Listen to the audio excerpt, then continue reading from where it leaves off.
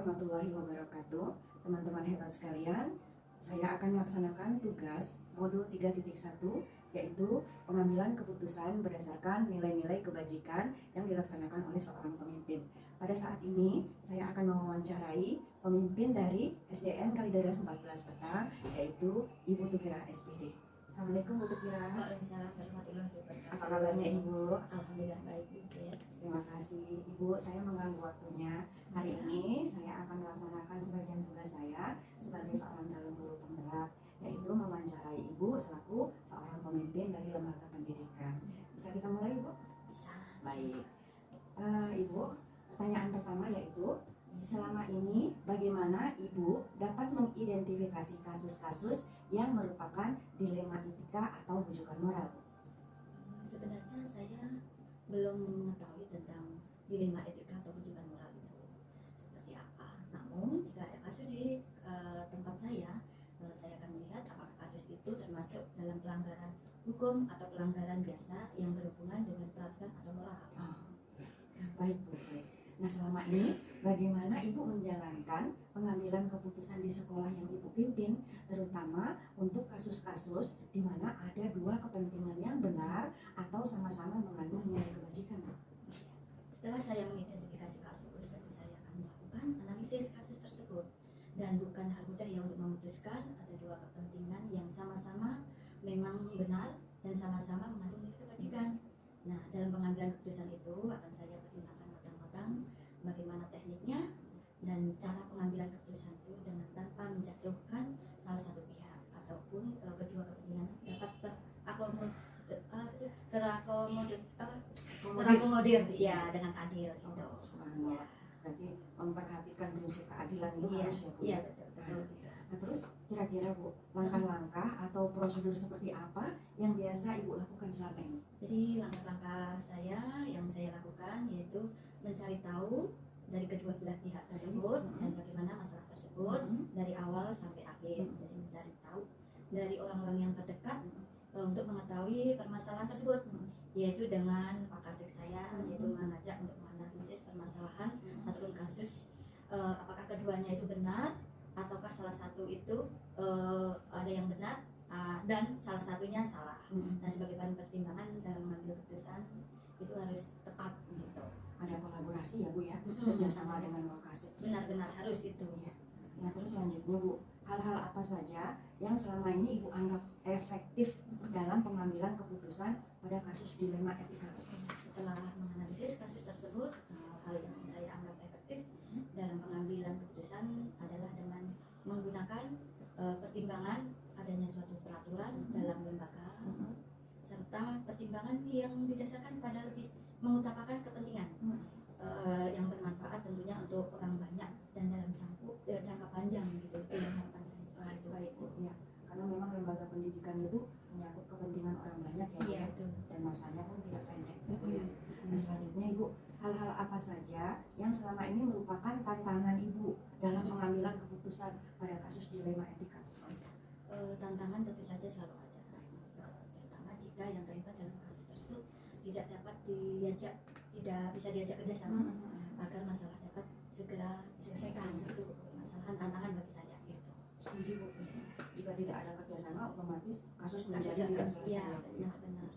Pertanyaan selanjutnya, apakah ada sebuah tata kala atau jadwal tertentu dalam sebuah penyelesaian kasus dilema etika?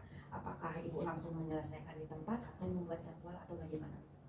Untuk waktu atau masa penyelesaian sebuah kasus itu tergantung ringan atau beratnya masalah tersebut. Nah, kalau misalnya ringan, kita bisa selesaikan saat itu. Tetapi kalau berat, nah kita harus membuat tata kala.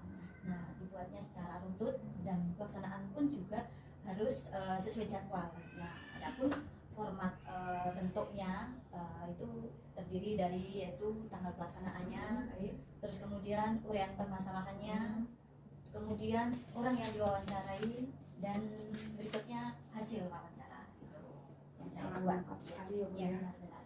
Jadi kalaupun ada informasi lain bisa dijadikan arsip dan dokumen Ya, buat sekolah. betul. Nah, Ibu selanjutnya, Adakah seseorang atau faktor-faktor apa yang selama ini mempermudah atau membantu Ibu dalam pengambilan keputusan pada kasus-kasus dilema etika? Ada. Jika orang yang terlibat tersebut dalam kasus tersebut kooperatif. Nah, kemudian saat diajak berdiskusi itu enak gitu ya. Nah, dan aset sekolah pun seperti komite, orang tua, guru, kemudian tendik. Nah, itu yang memberikan dukungan untuk kami sehingga terselesaikan kasus tersebut. Dan hasil keputusan pun juga bermanfaat untuk orang banyak. Gitu. Insya Allah, bermanfaat banget Bu. Ini pertanyaan terakhir Ibu. Dari semua hal yang telah tadi Ibu sampaikan, kira-kira pembelajaran apa yang dapat Ibu petik dari pengalaman Ibu saat pengambilan keputusan?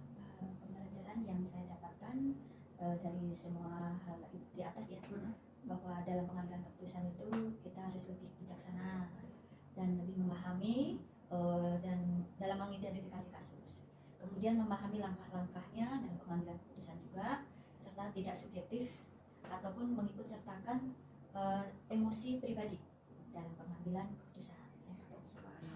Sangat bermanfaat Bu. Saya jadi tahu bagaimana baiknya dalam pengambilan suatu keputusan ya Bu ya.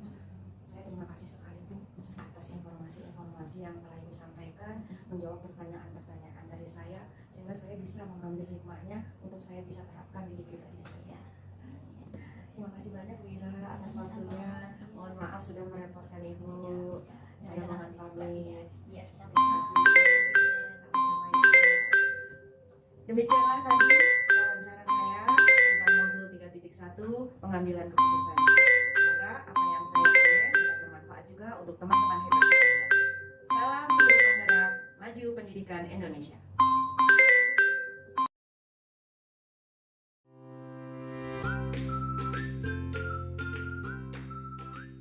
Assalamualaikum warahmatullahi wabarakatuh. Teman-teman hebat, guru-guru hebat semuanya, pada saat ini saya sudah ada di hadapan dari Ibu Kepala Sekolah SDN Kalideres 13. Nah, di sini saya akan menjalankan tugas saya sebagai guru penggerak, yaitu mewawancarai dalam rangka tugas modul 3.1 pengambilan keputusan seorang pemimpin berdasarkan nilai-nilai kebajikan. Baik, akan saya perkenalkan. Ini adalah Ibu Yeni Variati SPD selaku Kepala Sekolah SDN Kalideres 13. Saya akan segera mulai untuk wawancara. Assalamualaikum Ibu. Salam Bu Ibet. Terima kasih Ibu sudah menyediakan waktu untuk Ibet melakukan wawancara sebagai tugas dari calon guru penggerak ya Bu ya. Iya. Nah Ibu, untuk saat ini Ibet akan menanyakan tentang beberapa hal berkaitan dengan pengambilan keputusan seorang pemimpin. Di mana Ibu di sini adalah seorang pemimpin dari SDN Kalideres 13 ya Bu ya, kepala sekolah. Nah, pertanyaan pertama Ibu, selama ini bagaimana Ibu dapat mengidentifikasi kasus-kasus yang merupakan dilema etika atau rujukan moral Bu? Bagaimana? Jika ada masalah atau kasus, Ibu akan melihat kasus tersebut dulu. Apakah termasuk permasalahan yang ringan atau berat? Siapa yang terlibat di dalam kasus tersebut dan apakah pelanggaran hukum atau bukan? Oh begitu. Iya. Baik Bu. Nah selanjutnya, selama ini bagaimana Ibu menjalankan pengambilan keputusan di sekolah yang Ibu pimpin, terutama untuk kasus-kasus di mana ada dua kepentingan yang sama-sama benar atau sama-sama mengandung nilai kebajikan Bu? Oh, iya. Dalam mengambil keputusan, saya atau Ibu sebagai kepala sekolah harus menjunjung tinggi nilai-nilai kebajikan. Dalam mengambil keputusan, Ibu harus mempertimbangkan matang-matang bagaimana tekniknya, dengan tanpa menjatuhkan salah satu pihak serta melakukan tindak lanjut dengan melakukan refleksi bersama pihak terkait kasusnya. Bagus sekali ya Bu ya, harus melakukan refleksi. Nah selanjutnya, langkah-langkah atau prosedur seperti apa yang biasa Ibu lakukan selama ini? Oh iya, langkah yang Ibu ambil, mencari informasi teknik penyelesaian masalah serta pengambilan keputusan, meminta pendapat pada wakil kepala sekolah, kemudian mempertemukan semua pihak yang terlibat dalam masalah tersebut. Ya Bu ya, lalu memberikan gambaran jelas tentang penyelesaian kasus. Selanjutnya mengambil keputusan dan menentukan kapan waktu untuk melakukan refleksi. Iya Bu, setuju banget tuh Bu ya. Nah selanjutnya Ibu, hal-hal apa saja yang selama ini Ibu anggap efektif dalam pengambilan keputusan pada kasus-kasus dilema etika Bu? Oh iya Bu, yaitu dengan mengambil keputusan berdasarkan nilai-nilai kebajikan, diantaranya sabar, jujur, adil, tanggung jawab, empati, komitmen, kerjasama. kasih sayang, peduli dan lain-lainnya, sehingga didapatkan suatu keputusan dan kesepakatan yang baik yang dapat diterima oleh semua pihak. Alhamdulillah, memang harus ya Bu ya, seperti itu ya Bu ya. Iya. Nah selanjutnya Bu, pertanyaan Ibet, hal-hal apa saja yang selama ini merupakan tantangan Bu? Tantangan dalam pengambilan keputusan pada kasus-kasus dilema etika Bu. Oh iya, ya. Mungkin Ibu menjawab begini ya. Iya. Dalam setiap permasalahan tentu saja ada tantangannya Bu Bet. Iya. Nah, misalnya jika dalam kasus tersebut pihak-pihak yang terlibat menolak komunikasi, merasa benar atau tidak mau tahu dampak yang akan muncul nantinya, sehingga membutuhkan waktu lama dalam penyelesaiannya. Itu Bu Bet. Iya betul Bu, yang namanya tantangan ya. Nah pertanyaan selanjutnya Bu Yeni, Iya. apakah Ibu memiliki sebuah tata kala atau jadwal tertentu dalam sebuah penyelesaian kasus? Misalnya, apakah langsung menyelesaikan di tempat atau memiliki jadwal untuk penyelesaiannya, dan bagaimana bentuk atau prosedurnya Bu? Oh iya. Jika masalah atau kasusnya ringan, maka akan diselesaikan saat itu juga. Namun, jika kasus itu berat dan diperkirakan membutuhkan waktu yang cukup lama, maka dibuatkan jadwal disesuaikan dengan jadwal kegiatan kepala sekolah supaya tidak bentrok. Jadwal disusun dengan prosedur awal, identifikasi kasus, kemudian menganalisis kasusnya, dan terakhir baru mengambil keputusan. Baik Bu. Ya. Hal tersebut sudah terbiasa Ibu susun seperti itu ya Bu. Iya.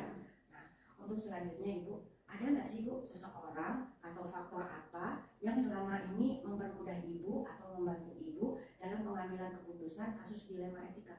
Oh, ada, yaitu calon guru penggerak di sekolah ini yang memiliki kemampuan berdasarkan ilmu yang dipelajarinya.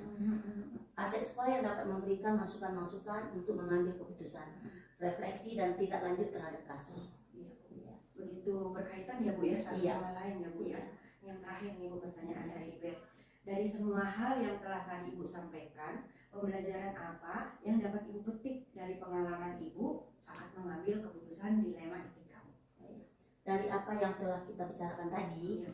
pembelajaran yang dapat saya petik yaitu bahwa dalam mengambil keputusan harus dapat berpihak pada siswa, mementingkan orang banyak, dan harus mempunyai dampak baik dalam jangka waktu pendek maupun jangka panjang. Iya. Oh gitu ya. Iya Bu ya. Iya. Jadi kita itu dimanapun kita selama di sekolah itu harus berpihak kepada siswa ya Bu ya, Oh iya. dan memikirkan dampak pendek serta dampak jangka panjangnya. Iya. Ya, subhanallah. Mudah-mudahan apa yang telah Ibu sampaikan dari jawaban pertanyaan ini menjadi tambahan ilmu juga buat Oh, Ibet ya Bu ya. Iya ya. Dan bermanfaat ke depannya untuk kebaikan sekolah-sekolah kita ya Bu ya. Iya, mudah-mudahan itu bermanfaat ya. Amin. Iya. Terima kasih banyak Bu Yeni atas Iya. waktunya untuk wawancara hari ini. Mohon maaf jika Ibet banyak kekurangan. Terima kasih. Sama-sama, Bu Ibet. Mudah-mudahan Bu Ibet ke depan lebih baik dan Amin. bisa menyelesaikan masalah apa aja ya. Amin. Terima kasih Ibu. Iya, sama-sama. Demikian tadi teman-teman hebat wawancara saya dengan Ibu Hajah Yeni selaku Kepala Sekolah SDN Kalideres 13. Banyak sekali manfaat yang dapat saya ambil. Saya akhiri. Wassalamualaikum warahmatullahi wabarakatuh.